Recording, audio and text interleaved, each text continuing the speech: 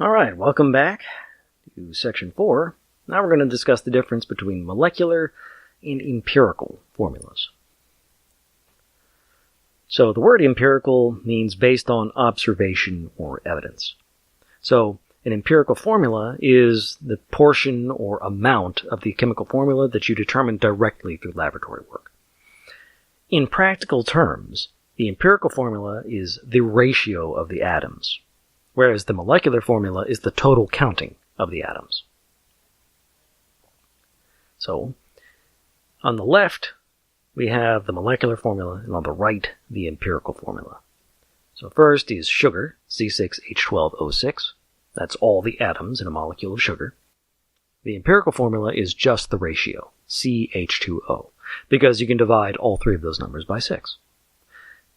Then you have N2O4, with the empirical formula NO2.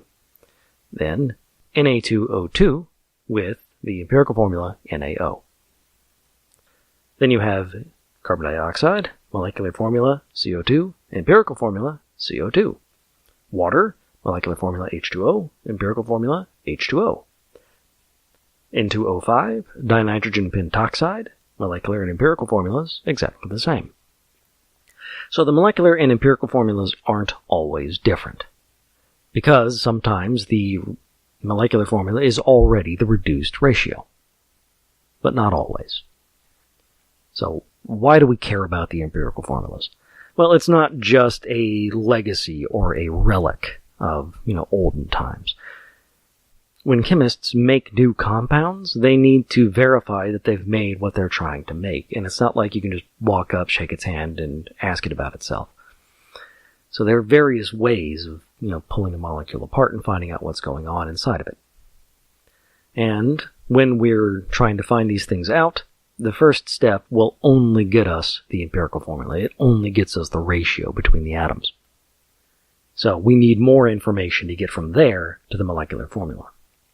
Now, I'm going to take a step to the side to point out that not all chemical formulas are the same. There are molecular or covalent compounds where the chemical formula is the actual counting of all the atoms of the single item, the molecule. Ionic compounds, they'll only have empirical formulas. They're only a ratio of the two different ions in the ionic compound. Ionic compounds don't exist as molecules. We'll be getting into that more when we start getting into the compounds in chapter 4. But for now, that's just something to keep in mind. Molecular or covalent compounds have molecules, and therefore they make a distinction between the molecular formula and the empirical formula. Ionic compounds only have an empirical formula. So now we need to know how to get from the data to the empirical formula, which means you need to know what that data is. And the laboratory technique is to burn it and collect the ashes. Seriously, burning something breaks it apart into its component elements, and then combines those components with oxygen. So what it tells you is how much of each element was present in the original compound. So let's say you burn some unknown compound, and you find that it was 40.002% carbon, 6.7142% hydrogen, and 53.2838% oxygen. What does that tell you? That tells you that of the original sample, the mass of the sample was about 40% carbon, about 6.7% hydrogen, and about 53.3% oxygen. So that's percent by mass, or mass percent. Now, how do we get from mass to atoms? For that, we're going to need moles, which we'll discuss in the next video.